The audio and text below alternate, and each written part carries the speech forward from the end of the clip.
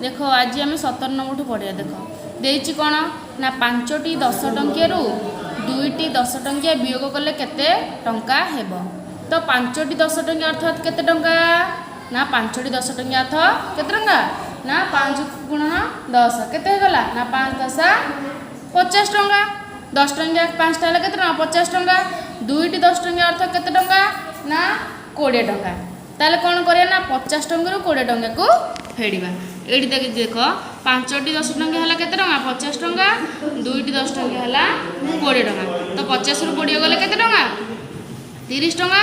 ताले केते टंका हेबो ना 30 टंका हेबो।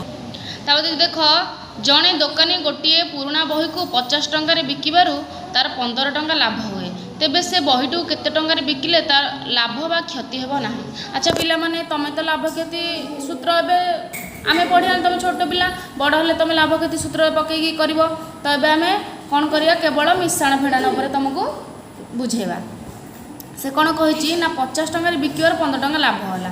तो 50 टंकार कौन करे 15 टंका को प्रथमे कौन करवा ना फेड़िबा।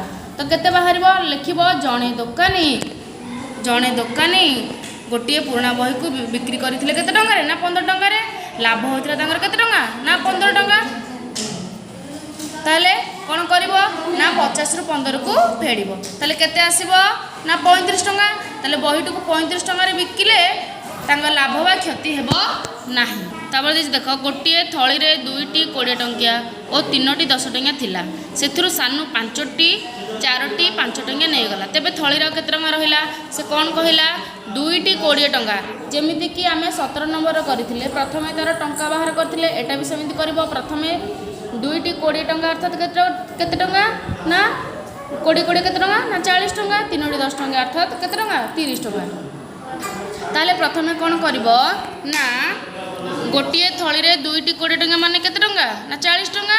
3टी 10 टंका है 30 टंका। से दुईटी के प्रथमे आम कौन करवा ना मिसेबा। 40 रे 30 मिसले 70। से सानू नहीं जाइए केतोटी ना 4टी 5 टंका। 4टी 5 टंका अर्थात केते टंका ना 4 5 होची 20 टंका। ताले से 20 टंका नहीं जाइला। एबे ता पाखरे केते टंका रहिला। ताले कौन लिखिबो ना थली रे 2टी 20 टंका और 3टी 20 टंका मिसी केते टंका हेतिला ना 70 टंका हेतिला। सेथुरु पुनी सानू 4टी 5 टंका नहीं जाइला माने केते टंका नहीं जाइला ना 20 टंका नहीं जाइला। ना 70 रु 20 गले ताले केते टंका बढ़ला तारे 50 टंका। ताले मोट थली रे केते टंका रहिला ना 50 टंका रहिला। बुझी पालो ना नाही। तापर देख गोटे पोखरी 114 किग्रा माछ धरा जाइथिला। सेथुरु मदन 36 किलोग्राम माछ बिक्री करदेले। तेबे आउ केते माछ रहिला। अच्छा एटा भी कौन करवा ना आमे फेड़ाण करवा। सी केते किलोग्राम धरी ना 114 किलोग्राम माछ से धरी पुणी से कौन करते ना बिक्री करदे।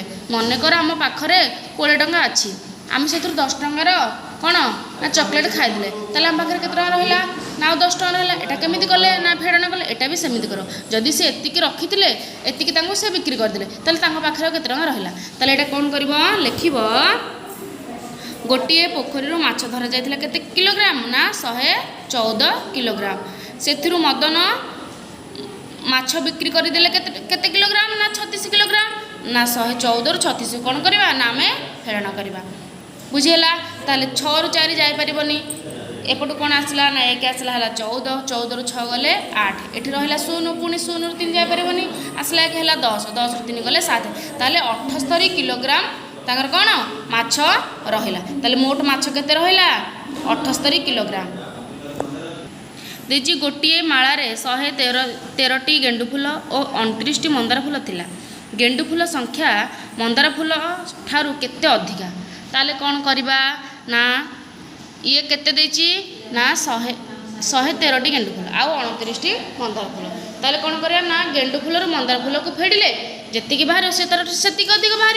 ताले लिखिब गोटे माला रे गेंडु फूल थिला 113टी मंदार फूल थिला 29टी।